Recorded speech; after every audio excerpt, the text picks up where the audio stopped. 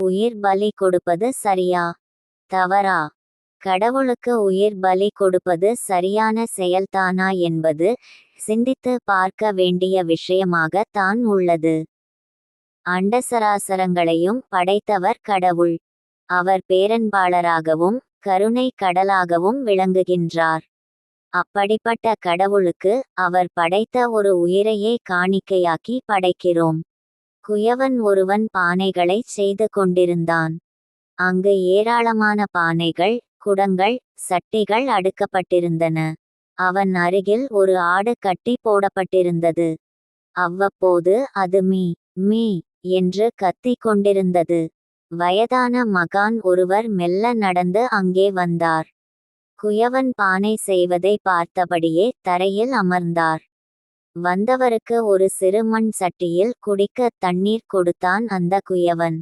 அதை வாங்கி குடித்த மகான், இந்த ஆட்டை நீ வளர்த்து வருகிறாயா என்று கேட்டார். இல்லீங்க சாமி, இது ஏதோ காட்டாடு. இந்த பக்கமாக வந்தது. பிடித்து கட்டி போட்டேன் என்றான் குயவன். எதற்காக என்று கேட்டார் மகான். பண்டிகை வரப்போகிறதே, இறைவனுக்கு பலி கொடுக்கலாம் என்று தான் என இழுத்தான் குயவன். பலியா? மகான் வியப்புடன் கேட்டார். ஆமாம் சாமி, தெய்வத்துக்கு திருவிழா அன்றைக்கு பலி கொடுத்தால் விசேஷம். தெய்வம் மகிழ்ந்து வரம் கொடுக்கும், எல்லாம் சுபீட்சமாக இருக்கும் என்றான். இதை கேட்ட மகான் எழுந்து தன் கையிலிருந்த மண்பானையை ஓங்கி தரையில் அடித்தார். பானை துண்டு துண்டாகச் சிதறியது. குயவன் திகைத்து நின்றான்.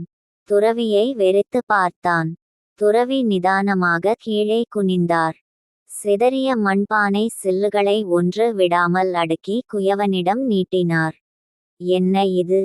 ஏன் உடைத்தீர் என்றான் குயவன் கோபமாக. உனக்கு பிடிக்குமே அப்பா என்றார் மகான். என்ன உளறுகிறீர்கள்? என்னுடைய பானையை உடைத்து அடுக்கி என்னிடமே நீட்டுகிறீர்கள். இது எனக்கு பிடிக்கும் என்று வேறு சொல்கிறீர்கள். கேலியா, கிண்டலா, வம்புக்கு இழுக்கிறீர்களா, அல்லது உங்களுக்கு பித்தா என்று ஆத்திரப்பட்டான். அப்படியெல்லாம் எதுவும் இல்லையப்பா, உண்மையான அன்புடன்தான் செய்தேன். மகான் சிறிதும் பதட்டப்படாமல் சொன்னார். நான் செய்த அந்த பானையில் என் உழைப்பு முழுவதும் அடங்கியிருக்கிறதே, அதை உடைக்க நான் எப்படிச் சம்மதிப்பேன்? இது எனக்கு பிடிக்கும் என்று யார் உமக்குச் சொன்னது? நல்லது, ஆண்டவன் படைத்த ஓர் உயிரை கதற கதற வெட்டிக் கொன்று பலியிடலாம் என்று யார் சொன்னது? முற்றுப்புள்ளி. இதை இறைவன் மகிழ்ந்து ஏற்றுக்கொண்டு வரம் தருவான் என்று நீ எப்படி நம்புகிறாய்? முற்றுப்புள்ளி. எந்த தாய் தன் குழந்தை கதறுவதை கேட்டுச் சகிப்பாள்? முற்றுப்புள்ளி. எந்த தகப்பன் தன் குழந்தை கொல்லப்படுவதை விரும்புவான்? இரட்டை மேற்கோள்குறி. முற்றுப்புள்ளி. குருவிடமிருந்து அடுக்கடுக்காக கேள்விகள் பிறந்தன. குயவன் நிதானமாக ஆட்டின் கழுத்திலிருந்த கயிற்றை அவிழ்க்கத் தொடங்கினான். இறைவனிடம் என்ன இல்லை? முற்றுப்புள்ளி.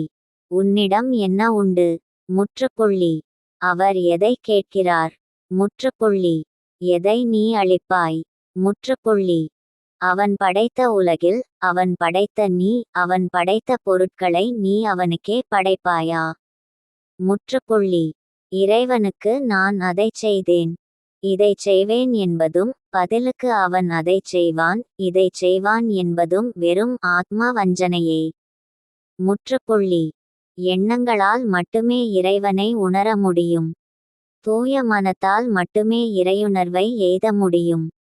சாதாரண மலர் எடுத்து அனுதினமும் அன்புடன் பூஜை செய்தாலே இறைவன் அகம் மகிழ்வான்.